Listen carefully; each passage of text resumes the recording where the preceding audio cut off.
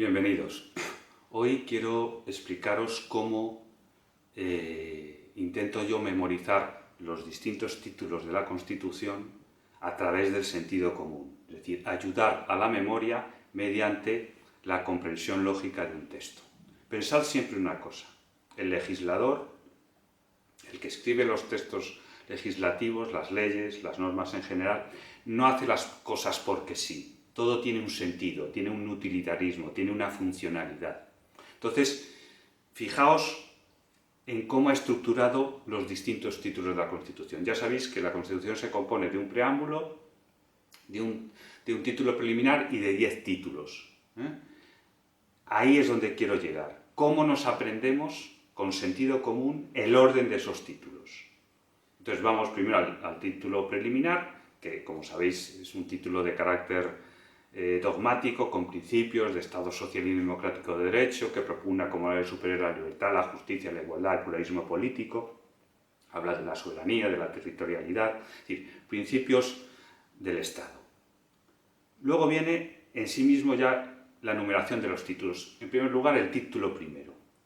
Y mi pregunta que os hago yo es: ¿qué es lo más importante? Si las leyes están destinadas a la sociedad, a las personas, ¿qué es lo más importante para una persona?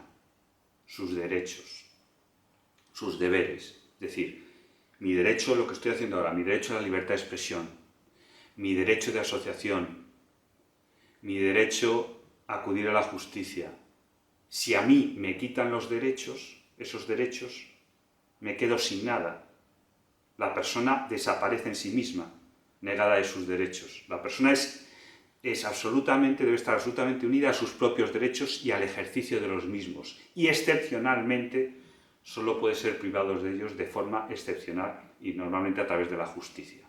Por lo tanto, es lógico que el título primero se haga referencia a los derechos y deberes fundamentales que tenemos, porque no siempre vamos a tener derechos, también tenemos nuestros deberes sociales y cívicos, como es lógico. ¿De acuerdo? Entonces, primer título, derechos y deberes fundamentales por lógica. Lo más importante son los derechos de una persona. Título segundo, empieza la parte orgánica, es decir, la organización del Estado. Si el Estado sabemos que es un territorio con una población dotado de soberanía, si eso es, digamos, la definición básica del Estado, el Estado se tiene que dar a sí mismo una serie de órganos y de poderes para poder funcionar jurídicamente, como es natural. Y en primer lugar, en el vértice del Estado, en la pirámide del vértice del Estado, ¿quién está? La jefatura del Estado. ¿Y quién es el jefe del Estado en este país? La corona, el rey. Por lo tanto, el título segundo hace referencia a la corona. ¿De acuerdo? A partir de ahí, del título tercero en adelante, empieza a analizar los distintos poderes. ¿Os acordáis de la división de poderes? Poder legislativo, poder ejecutivo, poder judicial, cada uno con su función, como hemos visto en anteriores capítulos. Bien, pues el título tercero hace referencia a las cámaras legislativas, es decir, al Congreso y al Senado, a quien elaboran las leyes. ¿De acuerdo? Es lógico, el poder legislativo es necesario porque sin ley el país sería una selva. ¿De acuerdo? Por lo tanto, en primer lugar, de las cámaras. El título tercero. Título cuarto, el otro poder. El poder ejecutivo. Por eso se denomina del gobierno y la administración. Es decir, el gobierno ejecuta la ley que previamente ha creado el poder legislativo, el Congreso y el Senado. Por lo tanto, título cuarto, gobierno y administración. Título quinto, trata de las relaciones entre ambos poderes. Recordad una cosa: las cámaras, el Congreso y el Senado, su función, entre otras, aparte de hacer leyes, es el control del gobierno.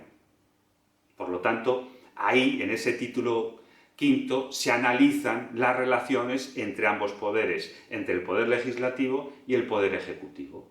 ¿De acuerdo? Título sexto, el siguiente poder, el que queda, el poder judicial, es decir, aquel compuesto por jueces y magistrados que, como bien ya sabemos, se encargan de, obviamente, interpretar y aplicar la ley, de juzgar y hacer ejecutar lo juzgado. Por lo tanto, ya tenemos esa organización básica del Estado. Los derechos fundamentales, la corona, los tres poderes. Una vez que tenemos los tres poderes, ¿qué nos interesa principalmente a la sociedad para sobrevivir? La cuestión económica. Por eso el título séptimo hace referencia a ello, a la cuestión económica. ¿De acuerdo? Título octavo. Si decimos que el Estado es un territorio, se tiene que organizar territorialmente. Por eso hace alusión a la organización territorial, que como veremos está compuesta por municipios, provincias y comunidades autónomas, haciendo un relato de las mismas, de las comunidades autónomas, con sus respectivas competencias. ¿De acuerdo? Y para finalizar, los dos últimos títulos son también de gran lógica. La Constitución tiene que ser mantenida, cuidada, que no sea violentada por otras normas ni por otros poderes. Por eso está el Tribunal Constitucional, que tiene por objeto, entre otras funciones, interpretar la Constitución e impedir que no se violente. Y por último, toda norma, incluso la Ley Suprema, la Constitución, puede ser modificada. No es una norma muerta, no es una letra muerta. Es decir, la sociedad avanza y por lo tanto todo puede ser objeto de modificación, incluida la propia ley de leyes que es la Constitución. Por eso el último título hace referencia a la reforma constitucional. ¿De acuerdo? Es decir, si os habéis fijado, siempre que estudiéis, preguntaos el porqué de las cosas. Es decir, el legislador no escribe porque sí, no ordena las normas porque sí, sino con un sentido causal, de causa, no por ninguna casualidad. Si os ayudéis de esta manera, la memorización será mucho más fácil, en primer lugar, porque para memorizar primeramente hay que comprender. Bueno, aquí lo dejamos ahí. Muchas gracias por estar aquí.